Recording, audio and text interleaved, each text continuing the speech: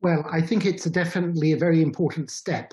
Just to remind people, to put it in historical context, until about 15 years ago, Israel and Turkey enjoyed very close relations economically, but also in terms of security, intelligence, defense cooperation, and so on.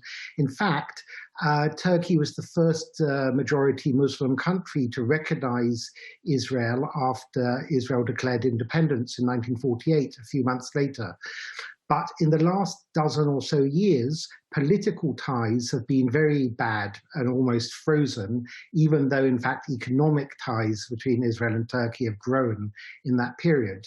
But for various geostrategic reasons, the Turkish government seems eager to restore good political and security ties with Israel, although at the same time they're reiterating that this would not change their stance on the Palestinian issue.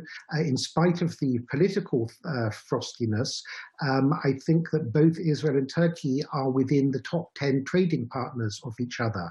Then you have problems, resulting from the Ukrainian-Russian war. So both Turkey and Israel have working relations with the Russians and the Ukrainians. They both obviously are close to America.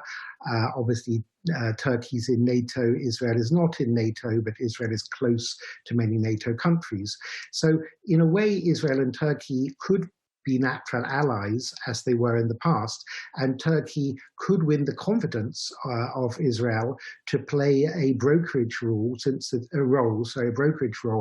with the Palestinians. But that's a little way off for the time being, but certainly down the road, I don't see why Turkey shouldn't play a constructive role in trying to broker a Israeli-Palestinian agreement.